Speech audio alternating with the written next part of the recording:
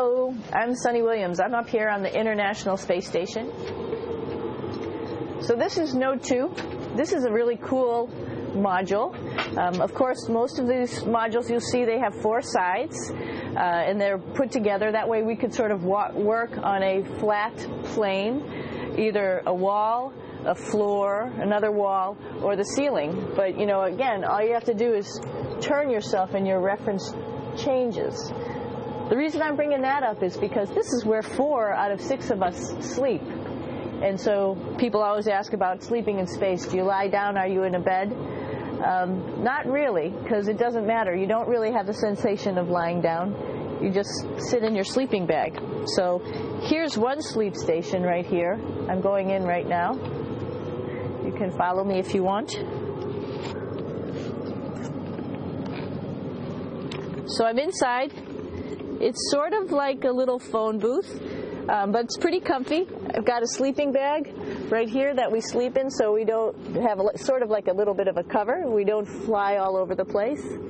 But you know, you can sleep in any orientation. I have it sleeping, feeling like I'm standing up right now, but like you saw, I'm on the floor. But it doesn't matter if I turn over and I sleep upside down. I can't have it. I don't have any sensation in my head that tells me that I'm upside down, so it really doesn't matter. The sleep station is also like a little office. We've got a computer in here. As you can see, we've got a couple little toys. I've got some books. I've got some clothes and other things that make it sort of like home. I'm coming out. And just for reference, that's one sleep station. This one's another. Right here. There's one on the ceiling, if you want to call it. Right here. And then there's a 4th on the other wall over here. So all of us sleep in a little bit of a circle. All right, come on back. There's more to show you.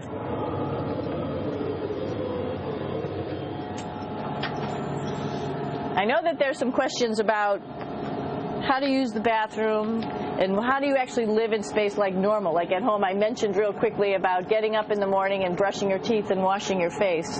Well, how do you do that? Well, here is the bathroom, essentially. You get up in the morning, and we have a little kit, and it has all the essential things that you need, like your toothbrush and toothpaste and brush. See how much better the brush makes my hair look? I'm just joking. It still stands up straight. It doesn't matter where you are. It's always going to stand up straight while you're up in space. A lot of people ask about toothbrush and toothpaste. So, luckily enough, toothpaste, you can do it upside right this way, is sticky, and so it sticks to your toothbrush. No problem. Another cool thing is that water sticks to your toothbrush, too. If you can see it. I'll have some water come out. And water is pretty neat up in space. It'll stick to your toothbrush, and it will make a big bubble. And that's just by surface tension.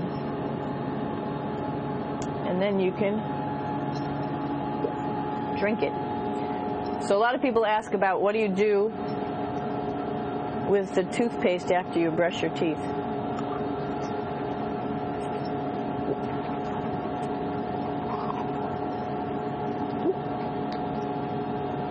Two options. Swallow it, and it's sort of like mouthwash, but it tastes a little gross. Or you can just spit it out in a paper towel, and then you don't have to worry about it. Swallowing thing I wouldn't recommend at home. I'm only up here for 4 months, so it's not that bad. One of the most pressing questions about living in space, of course, is the bathroom. So let's take a look at that little piece of work. Come on in.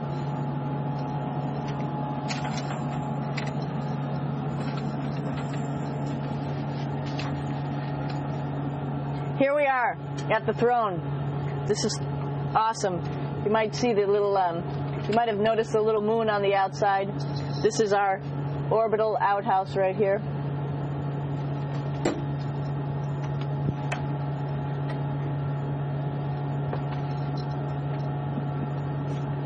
And of course, it serves for two functions. Number 2, right here. I'll show you. But you see it's pretty small, so you have to have pretty good aim, and you be ready to make sure things get let go the right direction. And it smells a little bit, so I'm closing it up. And that's, of course, for number 2. And this guy right here is for number 1. So they're sort of two slightly separate functions, but you can do a little, essentially both, by hanging on right here and doing number 1 and number 2. I might add it's color-coded, so you really don't get it mixed up, which is nice. This is yellows for number 1. And also, there's a selection of paper. People always ask about toilet paper. What do you do with toilet paper? What kind of toilet paper do you have? We have gloves, just because sometimes it does get messy. We have some Russian wipes, which are a little bit coarse if you like the coarse type of toilet paper. We have some nice tissues, which are nice and soft if you like soft toilet paper. We have Huggies, just for any cleanup. You know, we were all babies once, and this sort of helps. And then if things get really out of control, we have disinfectant wipes, just to make sure we clean up here. Because, you know, just like the water I showed you, the number 1 stuff can sort of go all over the place if you don't aim correctly. And did I mention both of these have a little bit of suction, so they should keep things going in the right direction.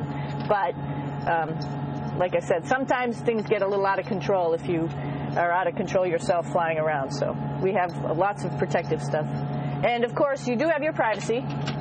Here's a little door.